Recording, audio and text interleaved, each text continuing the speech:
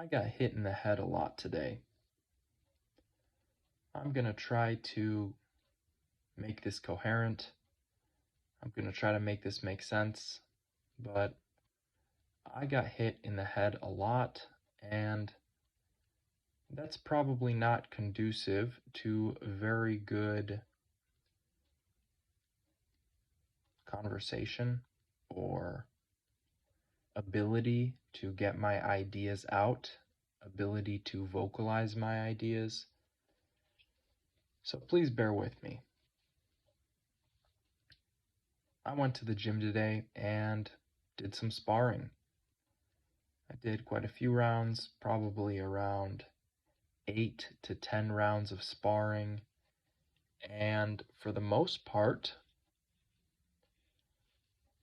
I wouldn't say they were easy, but they were not hard. They were moderate sparring sessions until about the middle point. Right about at the middle of my sparring, I matched up with a fighter. This guy is not as big as me. He's kind of skinny. I mean, he's got some muscle on him, but low body fat percentage, right? Shorter than me. And he is a fighter, a warrior, right? There's not much in this world that is more humbling than getting pieced up by someone who's smaller than you. If you get pieced up, beat up by someone larger than you, at least you have the excuse of, he was bigger than me, she was bigger than me, what could I do, right? Size difference, weight class difference.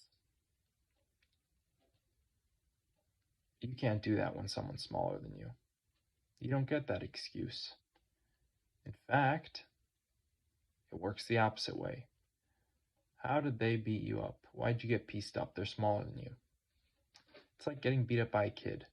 Not that extreme, of course. This guy's not a kid, he's a grown man. He's just a little lighter than me.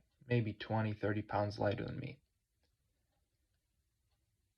And really, there's no shame in it because he's a fighter after all. He's a warrior. I'm just trying to say it's humbling. It is humbling, and in a weird way, it's also kind of refreshing. I'm a little larger than average, height-wise. I think I'm about average weight-wise. Honestly, in my country, I'm probably underweight because there's so many overweight and obese people here. But compared to a normal person, I have got a little more muscle mass. So, when it comes to sparring, when it comes to fighting, usually I don't have to be super serious. Usually I can honestly kind of play around, have some fun, don't take it too, serious because I could hurt somebody. And that's the last thing I want to do. I want to control myself. I want to,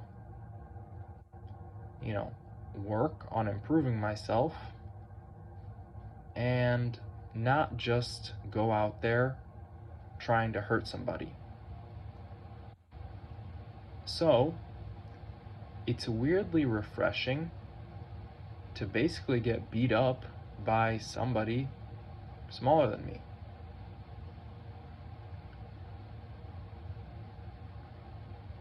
And it's weird. This guy put on a show. I mean, he hit me in the head, he hit me in the chest, in the core, he kicked my legs, he kicked my body. he pretty much hit me as much as he could in the span of 3 minutes. And he set a fast pace. He set a hard pace. I was not prepared to keep up with that. And I was quickly humbled. Very quickly.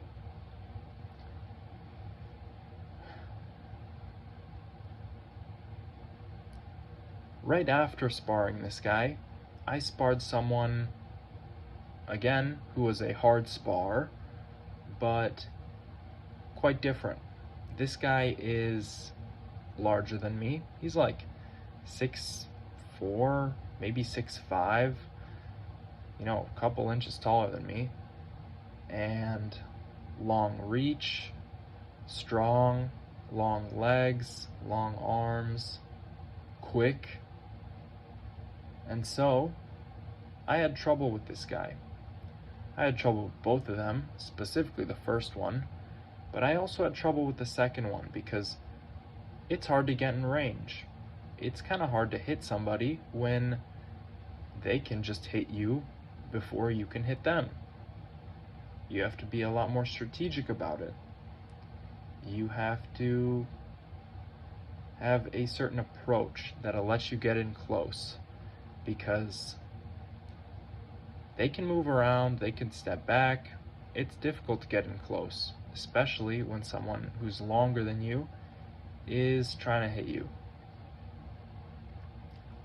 And he did hit me. He hit me quite a bit in the head, in the legs, in the body. However,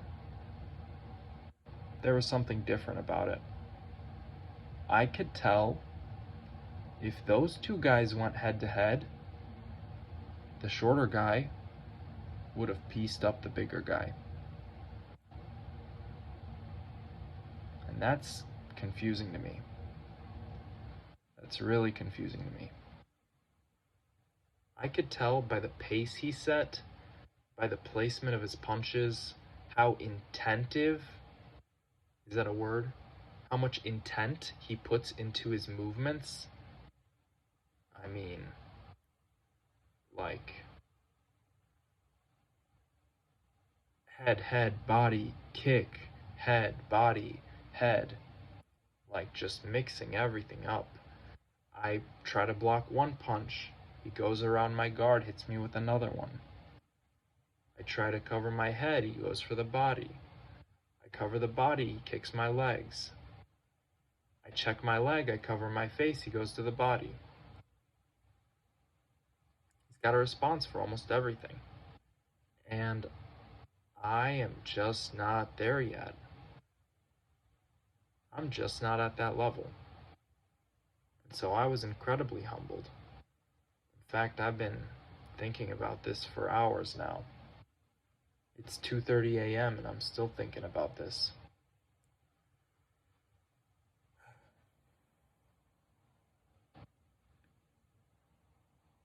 It takes a long time to get to that point, I'm sure.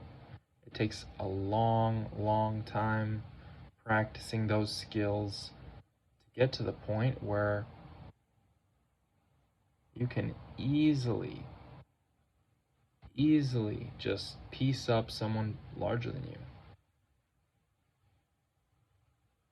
And that's what he did.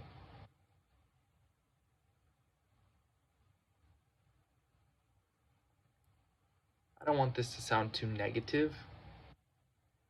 I'm going to try to wrap this up in a more coherent little box.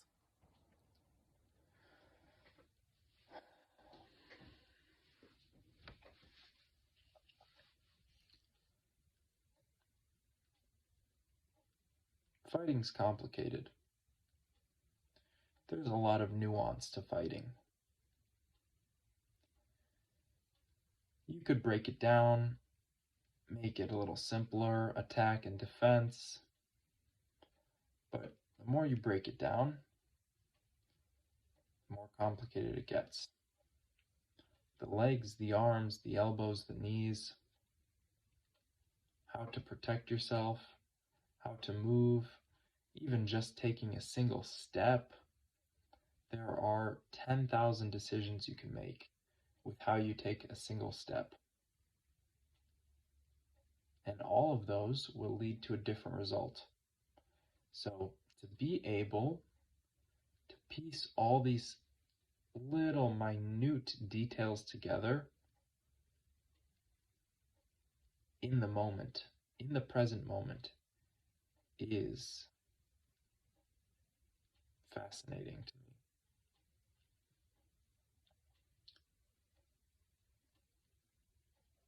It's different than most of the stuff I do. Squats. Squats are not that complicated. Squats take much less time.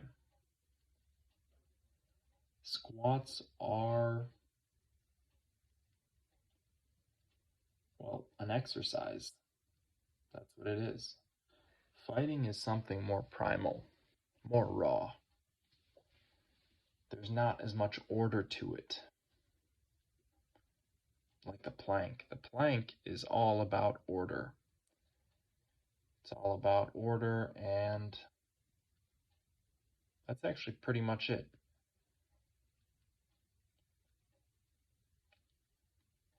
Hold the body this way, hold it for this long. That's a plank.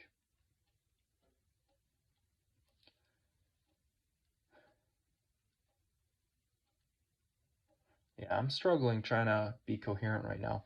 Honestly, I think I'm just really tired as well as the, being punched in the head quite a bit.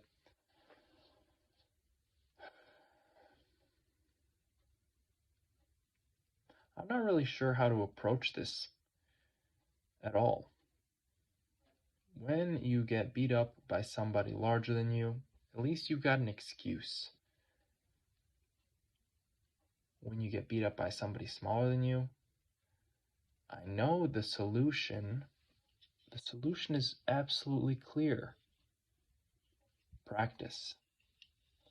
Practice, practice, practice. But where to start? Of course, you have to start somewhere. Do you start on speed, reaction time, defense, offense? What is it? Toughening? What is it? In a fight, there are no turns. You make your own moment. In a fight, if you're against someone very skilled, they will not let up on the gas. They're going to keep pushing you and keep pushing you and keep pushing you until you break. The rest of the world, the rest of life is not like that. It's almost turn-based. When's it my turn? Mom said it's my turn on the Xbox. Turns. In fact, when people get into fighting, when people first start sparring, this is kind of deeply ingrained. Taking turns. I hit you, you hit me. That's not a real fight. That's not how a fight works.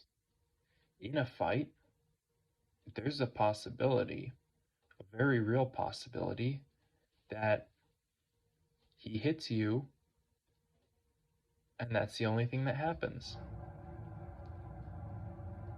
However, you do have the potential to make it your turn. You have the potential to see a punch coming, move out of the way and counter, or parry it and counter. You have that potential. You choose when you make your move. Today, I did a 3-minute plank at the gym. When I got home, I did another 3-minute plank. Then I wasted about 2 hours until it became midnight. And after midnight, I decided I'm gonna seize this moment. I'm not gonna waste any more time. I've got some planks to do. So I did 6 1.5-minute planks and made it my moment. Because otherwise, what is the alternative? I give up on playing Purgatory? Is the alternative that I have to do even more planks tomorrow? No, thank you. I made it my moment. That's what's important. Thank you for watching. Good night.